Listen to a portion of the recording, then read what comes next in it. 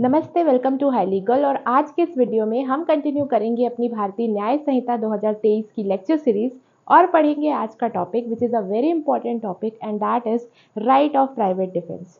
ये जो हमारा टॉपिक है ये चलता है सेक्शन नंबर 34 से लेकर के 44 से and it is very important for every exam whether it is of your LLB या फिर UGC नेट का या किसी भी जुडिशियल एग्जाम्स के लिए भी ये बहुत इंपॉर्टेंट टॉपिक है। तो चलिए देखते हैं क्या है राइट ऑफ प्राइवेट डिफेंस।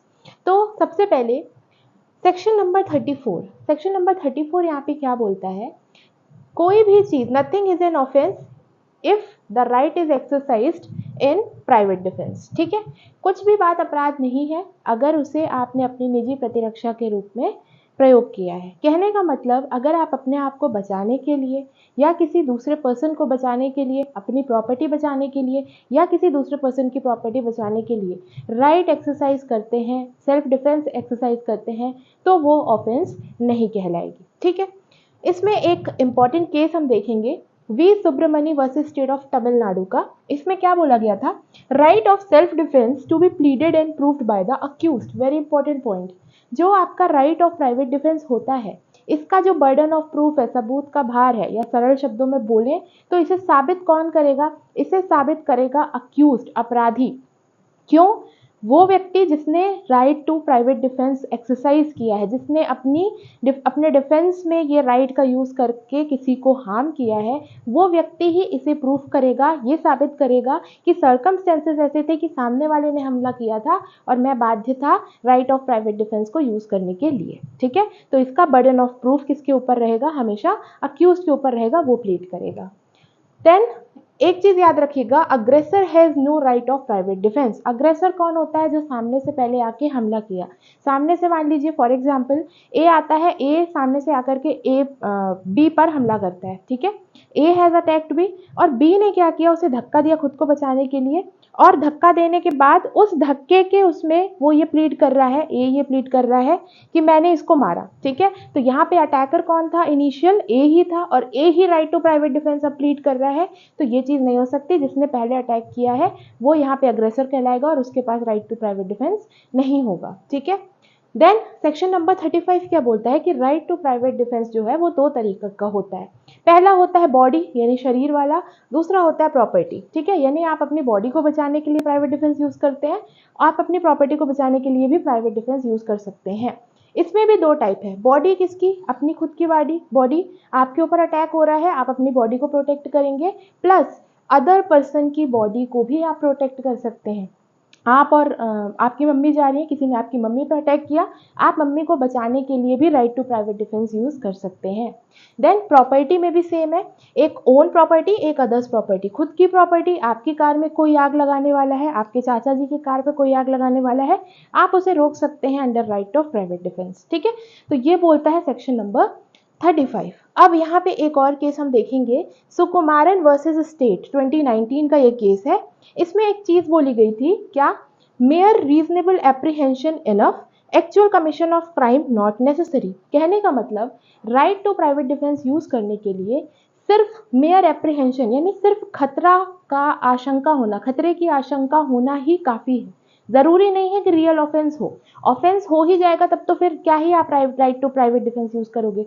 खतरे की आशंका अगर आपको लग रही है, if there is a reasonable apprehension, तो भी आप right to private defence use कर सकते हैं, भले ही रियल ऑफेंस हुआ हो चाहे ना हुआ हो। ये बोला गया था इस पर्टिकुलर केस में। ठीक है, राइट टू प्राइवेट डिफेंस जो है, RPD stands for right to private defence, offensive right है, डिफेंसिव राइट है, नॉट रेट्रीब्यूटिव। ठीक है, डिफेंसिव राइट है RPD, ये डिफेंसिव यानी अपने आप को बचाने के लिए, प्रतिरक्षा करने के लिए ये राइट यूज होता है, और ये आपका रेट्रीब्यूटिव नहीं है। रेट्रीब्यूटिव का मतलब क्या होता है, प्रतिशोध लेना। ठीक है, बदला लेना।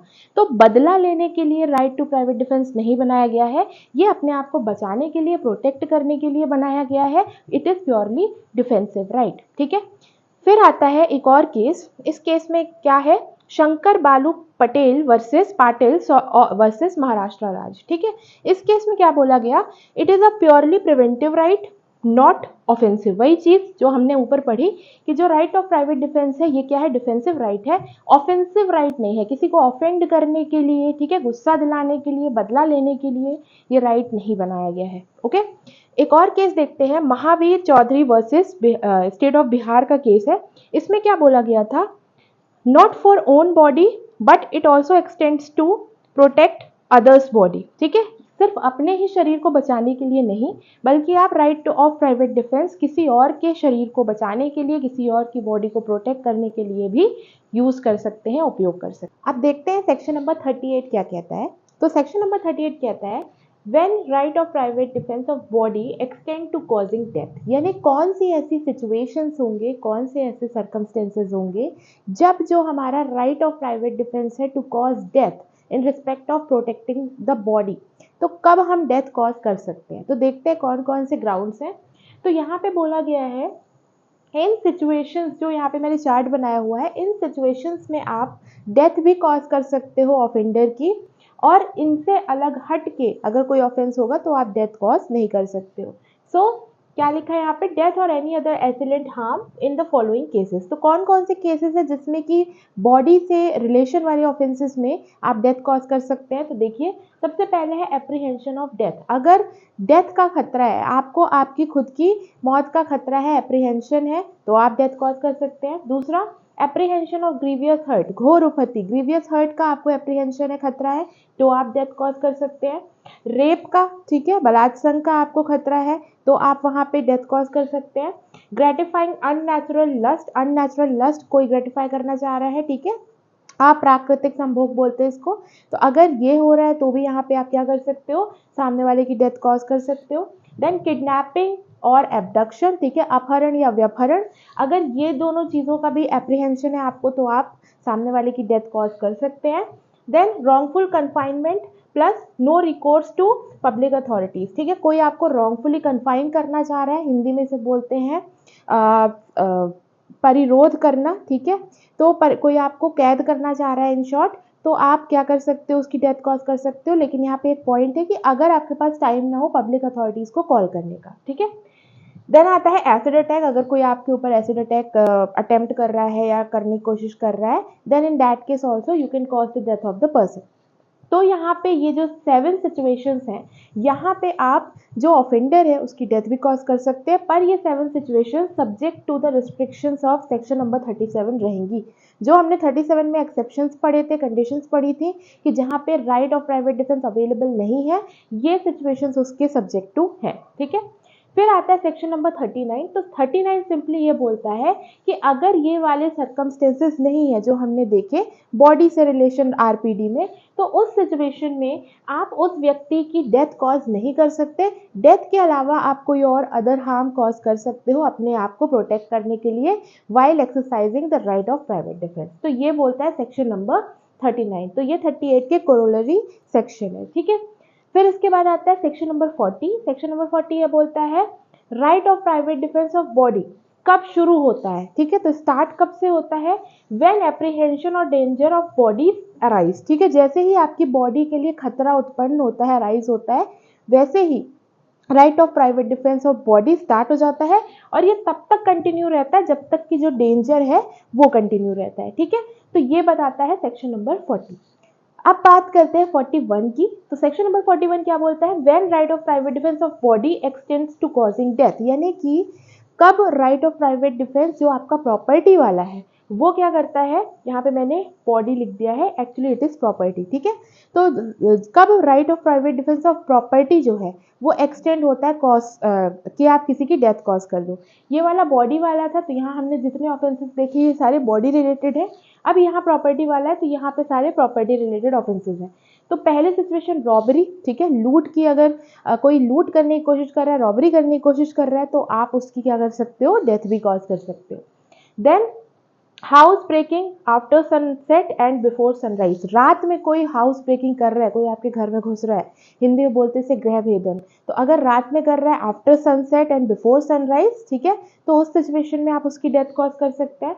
देन आपका आता है mischief by fire. Mischief by fire यानी फायर या फिर एक्सप्लोजिव सब्सटेंस के द्वारा कोई मिसचीफ कर रहा है, रिश्ती करने की कोशिश कर रहा है, ठीक है। मान लीजिए आपके घर में आग लगा दे रहा है, आपकी गाड़ी में आग लगा दे रहा है, बम लगा दे रहा है, तो ऐसी सिचुएशन में भी you can cause the death of the person.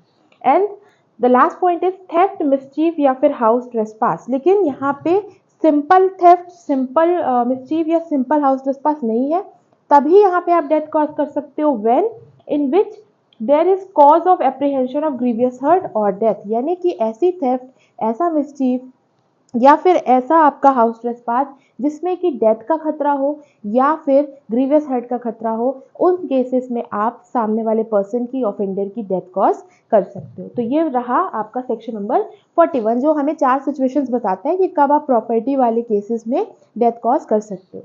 Then section number 42 बिल्कुल सेक्शन नंबर 40 जैसा है, 39 जैसा है, कि अगर ये 4 सिचुएशंस है जो 41 में दी हुई है तो आप डेथ कॉज कर सकते हो। अगर ये सिचुएशंस नहीं है देन आप कोई भी अदर हार्म कॉज कर सकते हो पर डेथ कॉज नहीं कर सकते हो, ठीक है। तो इन सिचुएशंस में जो यहाँ 4 ग्राउंड्स है, ओनली डेथ इसमें कॉज कर सकते हो। अदर देन डेथ अगर कोई और ऑफेंस है तो उस केस में आप डेथ कॉज नहीं कर सकते हो, आप कोई दूसरा तरीका या दूसरा हार्म कॉज कर सकते हो अपने आप को प्रोटेक्ट करने में while exercising your right of private defence. Section number 43 बोलता है commencement of right of private defence of property. तो right of private defence of property शुरू कब से होगा? तो शुरू ये तब से होगा जब से apprehension of danger of property arise होगा, यानी जैसे ही खतरा स्टार्ट हो गया प्रॉपर्टी के लिए वैसे ही आपका राइट ऑफ प्राइवेट डिफेंस भी स्टार्ट हो गया। और ये कंटिन्यू कब तक करेगा, ये थोड़ा सा देखने लायक बात है। पहला, offender has affected his retreat with property. ये आपका तब तक कंटिन्यू होगा जब तक कि ऑफेंडर आपकी प्रॉपर्टी को लेकर के भाग नहीं जाता, यानी जब तक आपको नजर आ रहा है आप उसका पीछा कर रहे हो तो आप उसका पीछा कर सकते हो जब तक कि ऑफेंडर आपकी नजरों से दूर नहीं हो जाता प्रॉपर्टी को लेकर के। Second, assistance of public authority is obtained. दूसरा, तब तक आपका right of private defence continue रहता है जब तक कि आपको पब्लिक अथॉरिटीज की असिस्टेंस या सहायता नहीं मिल जाती, यानी जब पुलिस आ गई तब तक आपका right of private defence continue रहेगा। And third point is property is recovered. जब तक आपकी प्रॉपर्टी रिकवर नहीं हो जाती तब तक आपका right of private defence continue रहता है। जब तक आपकी प्रॉपर्टी, जैसे ही आपकी प्रॉपर्टी रिकवर हो गई वैसे ही राइट ऑफ प्राइवेट डिफेंस खत्म हो जाता है। तो ये बात करता है सेक्शन नंबर 43 की जो राइट ऑफ प्राइवेट डिफेंस है शुरू कब से होगा एंड कंटिन्यू कब तक रहेगा। Then the next is section number 44 which talks about right of private defense against deadly assault when there is risk of harm to innocent person। मान लीजिए कोई डेडली असॉल्ट है, कोई बहुत खतरनाक आपके ऊपर हमला होने वाला है एंड उस सिचुएशन में कुछ ऐसी परिस्थितियां हैं कि आपको हो सकता है आप अपने आप को जब बचाने के लिए एक्ट करें तो किसी इनोसेंट पर्सन की जान चली जाए। तो क्या होगा उस सिचुएशन में, क्या यहाँ पे आपका right of private defence extend होगा उस इनोसेंट पर्सन की जान लेने तक या नहीं? तो यहाँ पे कहा गया है his private defence extend to the running of that risk, यानी कि yes you can take the risk of killing that innocent person अपने आप को बचाने के लिए। इसको अगर एक एग्जाम्पल से समझें तो सपोज इसमें इलस्ट्रेशन में ही दिया हुआ है, सपोज मान लीजिए ए है, ए भाग रहा है, ए के पीछे मॉब पड़ा हुआ, भीड़ पड़ी हुई है पूरी जो उसके पीछे पड़ी हुई है ए को मारने के लिए, ठीक है। अब ए भाग रहा है इस रोड में, अब मान लीजिए कि ए के पास अब कोई ऑप्शन नहीं है, रोड खत्म होने वाली है एंड अब उसके पास गन है और अब उसके पास कोई रास्ता नहीं है इस मॉब पर गोली चलाने के अलावा। लेकिन होता क्या है, उसी दौरान मान लीजिए बीच से बच्चे यहाँ पे रोड क्रॉस कर रहे होते हैं। अब चूंकि रोड खत्म होने वाली है, सिचुएशन ऐसी है कि अब वो और भाग नहीं सकता और यहाँ पे बीच में बच्चे हैं, तो अगर वो गोली चलाता है तो यहाँ पे चांसेस है कि बच्चे की भी डेथ हो सकती है। लेकिन उसके पास कोई और ऑप्शन नहीं है क्योंकि अगर वो गोली नहीं चलाएगा तो उसकी खुद की डेथ हो सकती है, मॉब उसके बिल्कुल करीब आ चुका है। तो इस सिचुएशन में अगर ए गोली चलाता है और बच्चों की डेथ हो जाती है तो ये रिस्क यहाँ पे उसके पास लेने का अधिकार है क्योंकि सेक्शन 44 के तहत उसे प्रोटेक्शन मिल जाएगा, क्योंकि यहाँ पे डेडली असॉल्ट होने वाला था और यहाँ उसके पास कोई और रास्ता ही नहीं था गोली चलाने के अलावा। तो ऐसी सिचुएशन के लिए सेक्शन नंबर 44 का जो प्रोटेक्शन है वो अवेलेबल होता है। तो ये थे हमारे सेक्शन नंबर 34 से लेकर के 44 सारे sections of right of private defence. I hope आपको अच्छे से समझ में आया होगा। अगर आपको किसी भी तरीके का डाउट हो तो आप नीचे कमेंट बॉक्स में मुझसे पूछ सकते हैं। So thank you and keep watching High Legal and don't forget to subscribe.